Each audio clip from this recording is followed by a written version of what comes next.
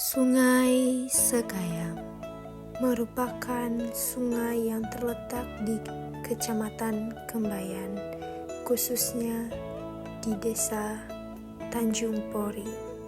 Sungai Sekayam menjadi tempat untuk masyarakat adat Dayak Bihneng untuk melakukan aktivitas mereka melalui Sungai Sekayam.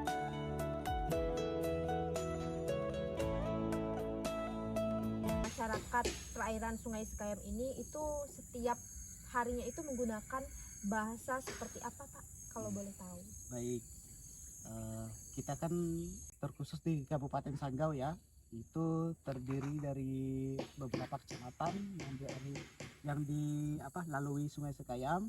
Yang pertama itu Entikong, yang kedua Balai Karangan, yang ketiga Beduai, yang keempat Kembayan, dan kelima Bonti, dan masih banyak daerah lain yang dilalui oleh Sungai Sekayam. Kebetulan kami di sini adalah Kecamatan Kembayan, ada 4 subsuku Dayak. Yang pertama Obih Nenge, yang kedua itu Banyuke, yang ketiga Obih Somu, yang 4 adalah Obih Ribun. Nah, kebetulan di Kecamatan Kembayan ini lebih dominannya adalah subsuku Dayak Obih Nenge. Jadi bahasanya Obih Nenge dan subsukunya subsuku Dayak Obih Nenge. Ini ada pohon durian yang menjadi sumber penghasilan masyarakat yang di sekitar sungai. Ini adalah pohon durian turun-temurun. Dan masih banyak lagi ya di sini. Untuk tokoh adat itu masuk dalam suatu organisasi yang namanya kami sebut di sini adalah DAD. DAD itu singkatan dari Dewan Adat Dayak. DAD di sini ada 4 pemegang tokoh adat ya, ada 4 pemegang ranah hukum. Yang pertama itu adalah pengurus adat. Itu yang paling kecil ya, pengurus adat itu lingkupnya adalah dusun, dusun atau kampung. Kemudian pateh itu satu tingkatan lebih tinggi daripada pengurus adat. Yang ketiga itu adalah temenggung. Temenggung ini kalau di Kecamatan Kembayan itu satu desa satu temenggung ya. Nama temenggung lokal sini itu Ketemenggungan Kalimantan. Ya, kemudian yang paling tinggi ini adalah DAD.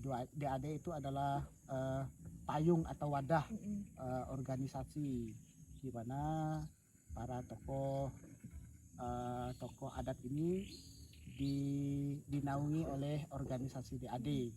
Nah, DAD ini diketuai seorang tokoh yang biasa kami sebut itu Entuh Benuo. Itu jabatan untuk pemegang ketua DAD. Hai guys, saat ini kami sedang berada di Dusun Tanjung Poring, Desa Sebungkuh, Kecamatan Kembayan, Kabupaten Sanggau, yang dimana kami sedang melakukan penelitian budaya sungai yang berada di lokasi Sungai Sekayam.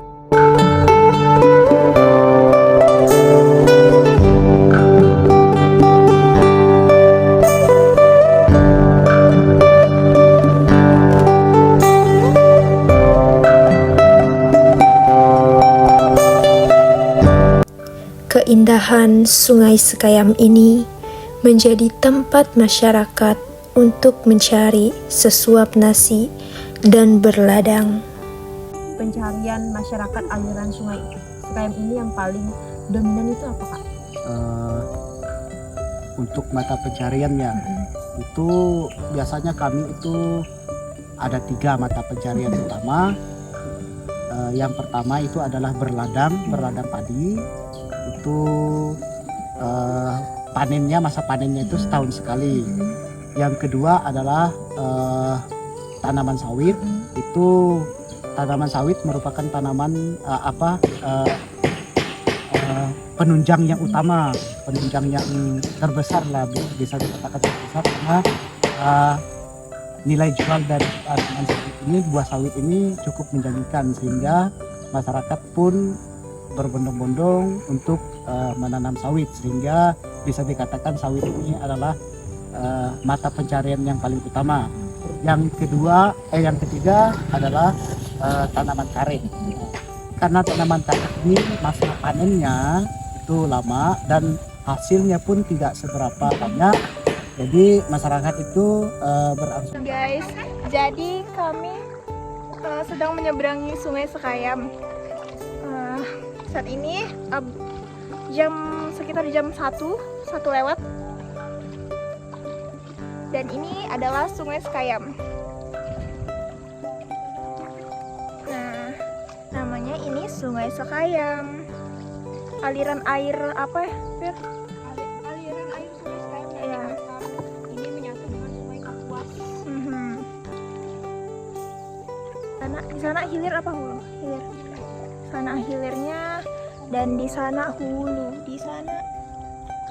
Ini kami lagi mutar ya guys. Soalnya arusnya lumayan deras.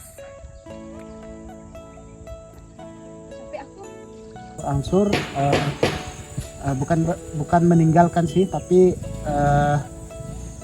lebih mengesampingkan itu tanaman karet karena efek ekonominya itu tidak terlalu besar. Rokoki okap, Omar Rait. Romo Oji, Oji nanu koki ya? itu parah. Oleh lupa nya unit teh, nya urut kok. Nya urut. Tapi karak na urut okap. Oh, saknya. Oh, Tada. Kami menyebut ritual itu tentunya ada ya, karena masyarakat adat pasti keterkaitannya dengan manusia dan alam.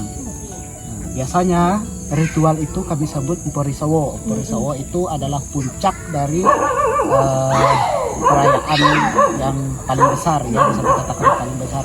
Kenapa paling besar? Karena Mporisawo ini adalah ungkapan syukur ya, ritual ungkapan syukur hasil ungkapan syukur hasil panen ya, karena masyarakat lokal di sini itu adalah mata pencariannya adalah padi, jadi ritual Mporisawo adalah sebagai bentuk ungkapan rasa syukur atas hasil panen padi yang Tuhan berikan, yang Tuhan anugerahkan kepada kita. Nah biasanya kalau sudah tiba saatnya Mporisawo itu warga lokal, warga adat itu membuat tempat pangkalan yang biasa disebut Timparo. Nah di Timparo ini biasanya masyarakat adat akan berkumpul ya, bersama-sama kita berkumpul melakukan ritual adat Mporisawo. Nah di samping itu, nah, selain kita berbicara kepada alam, nah, dalam ritual itu juga ada istilah ritual mengumpan ya. Di sana segala unsur-unsur yang berkaitan dengan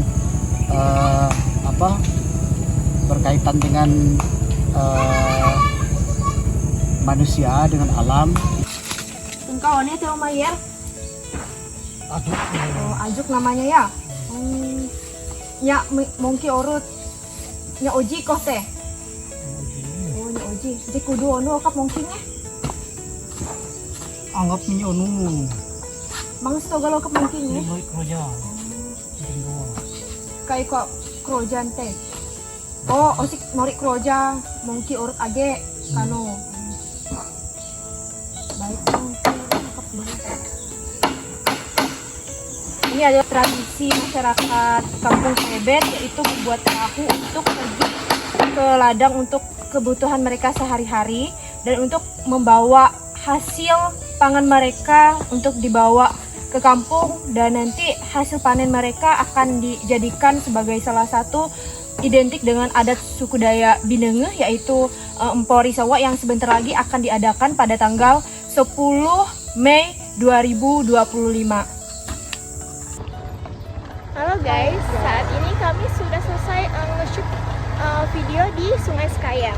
Dan selanjutnya kami akan nge-shoot video yang kedua, yaitu di Bendungan Morowi yang berletak di Dusun Semayang, Kecamatan Kembayan, Kabupaten Sanggau juga. Tapi itu berbeda aliran sungai. Jadi nanti itu bersatu, jadi untuk pergi ke Sungai Kapuasnya. itu pasti akan diberi makan atau diumpan. Salah satunya adalah batu, parang, kemudian sungai. Nah, sungai ini tidak boleh ditinggalkan, tidak boleh dilupakan. Harus kita beri umpan juga supaya apa? Supaya sungai ini tidak murka begitu dalam kepercayaan adat di sini. Ini bagaimana situasi masyarakat di sekitar aliran sungai Sekayam ini jika ada warga yang meninggal dunia? Oke. Kebetulan di sini karena pemakamannya itu terletak di seberang sungai, jadi kalau ada warga yang meninggal dunia, bisa dikatakan kami itu sedikit cukup sulit ya untuk terutama untuk akses menuju pemakaman. Terutama ini kita kan dilalui oleh aliran sungai, otomatis membawa jenazah itu harus memakai perahu ya. Tantangan yang paling berat itu ketika air pasang, itu paling sulit ya. Ketika air pasang, air banjir, ketika ada warga yang meninggal ya, di situ letak kami paling sulit ya membawa jenazah untuk pergi ke tempat pemakaman, karena akses untuk menuju pemakaman sana cukup ekstrim karena tidak ada akses yang memadai, karena di sana bisa dikatakan masih rimba begitu. Ya. Kebersihan atau kelestarian sungai secara tradisional. Cara masyarakat itu lebih kepada kesadaran diri sebenarnya. Jadi tidak ada cara tertentu, namun aturan sudah dibuat. Contohnya untuk tidak membuang sampah di aliran sungai, itu merupakan tindakan besar. Jika semua masyarakat itu punya kesadaran seperti itu, maka sungai akan terjaga ya, tidak tercemar. Kemudian untuk kelestarian itu air sungai ya, kelestarian sungai, baik itu kebersihan sungai, kelestarian ikan ya. Kita boleh untuk tidak melakukan tuba ya. Tuba itu meracun ikan ya, secara ilegal begitu. Itu merupakan tindakan yang salah ya. Selain salah juga dapat merusak lingkungan dan merusak ekosistem hewan begitu yang ada di dalam, atau ikan yang ada di Sungai Sekayam. Di sini Pak, apakah ada suatu bentuk seni khas seperti itu, musiknya, tariannya, atau ukirannya yang berkembang di masyarakat sekitar aliran Sungai Sekayam ini Pak? Untuk kesenian pada dalam masyarakat lokal kami itu lebih kepada tarian, musik, dan juga syair. Nah, ada 3 ini. Syair itu biasa digunakan dalam ritual ya, dalam ritual tertentu juga kita menggunakan syair. Kemudian selain daripada ritual, ada juga syair untuk untuk menidurkan bayi begitu, karena zaman dulu kan belum ada musik. Jadi orang tua zaman dulu itu untuk menidurkan bayi itu biasanya mereka bersyair ya. Bersyair itu bisa dikatakan lagu begitu. Kemudian untuk musik dan tarian yang yang lebih menonjol di sini itu namanya adalah musik nonge. Tariannya pun tarian nonge. Ya begitulah. Masyarakat Sungai Sekayam lebih sering beraktivitas di Sungai Sekayam. Mereka mencari ikan di sungai dengan menggunakan jala atau jaring dan memancing. Lalu, mereka memanfaatkan sungai untuk mandi dan mencuci. Serta tak jarang juga, anak kecil sering bermain di sungai pada saat orang tua mereka sedang mencuci dan mandi. Terima kasih banyak atas waktu dan kesempatannya yang telah diberikan kepada kami untuk menimba ilmu dan wawasan yang kami gali dari penjelasan Bapak tadi. Saya mengucapkan terima kasih banyak atas kesempatan ini, Bapak. Terima Oke, kasih saya juga banyak. mengucapkan terima kasih ya. Semoga kita semua sukses. Iya, amin. Ya, yang tak kalah penting selalu dilindungi oleh Tuhan Yang Maha Kuasa. Amin. Terima kasih, Bapak. Bendungan Merawi di Kabupaten Sanggau dibangun pada tahun 1982 menggunakan dana APBD Kabupaten Sanggau sebagai satu-satunya bendungan di daerah tersebut. Tujuan utamanya adalah mengairi lahan pertanian seluas 1.660 hektar di Desa Semayang, Kecamatan Kembayan. Namun, seiringnya waktu, fungsi bendungan menurun karena kerusakan berat pada saluran irigasi dan perubahan fungsi lahan menjadi perkebunan. Sehingga saat ini hanya sekitar 80 hektar lahan yang dapat diairi.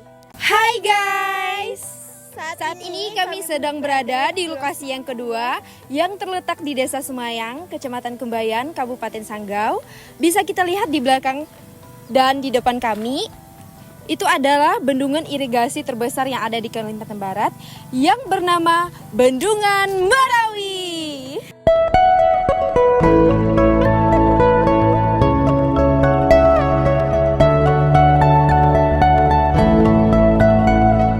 Selain fungsi utamanya sebagai sumber irigasi, Bendungan Merawi juga memiliki potensi wisata alam.